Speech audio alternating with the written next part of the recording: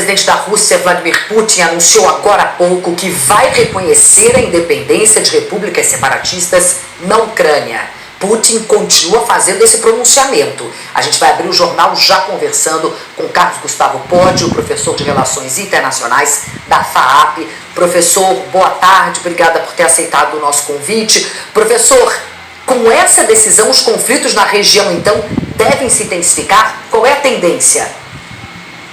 Boa tarde, Cristiano, prazer falar com você, com quem nos ouve aí pela Globo News. Olha, eu estava vendo esse discurso do Putin, eu lembrei do discurso do George Bush pai, em 1991, logo após a Guerra do Golfo, onde ele declarou o início de uma nova ordem mundial, né? Seria uma nova ordem em que o direito internacional seria respeitado, em que a ONU funcionaria, etc.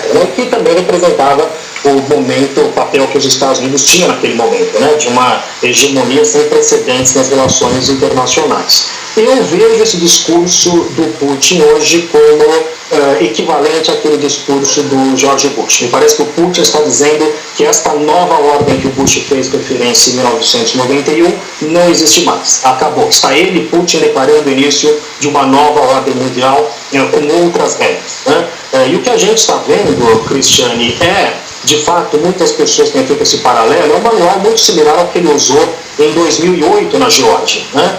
Não é que ele simplesmente invade, começa com este processo que ele está fazendo agora de declarar que reconhece a independência de regiões separatistas na Ucrânia e depois ele envia tropas como se fosse para proteger essas regiões separatistas, né? Ele fez isso na Geórgia. Agora, eu também gostaria de deixar marcado o seguinte: a Ucrânia é muito diferente da Geórgia, né?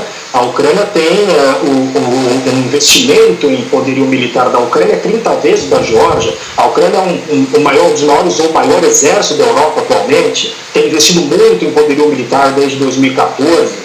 Então, esta é uma tarefa muito complexa para o Putin, né? Ainda levando em conta que ele deve sofrer sanções pesadas das potências ocidentais. Então, se ainda com todo esse cálculo, com todo esse risco, ele fizer esta invasão de fato, né? Parece que esse é um primeiro momento para o que seria uma invasão posterior. Se ainda assim ele fizer essa invasão, mesmo sabendo desses altíssimos riscos, então a gente vai ter que compreender melhor que raciocínio que o Putin está fazendo, porque os custos de uma invasão à Ucrânia serão bastante altos, e se ele decide fazer isso agora é porque ele está pensando de alguma forma que talvez não esteja absolutamente claro para nós, e nós nem sabemos como isso vai terminar. A gente sabe muito bem, ao estudar uma série de guerras, né?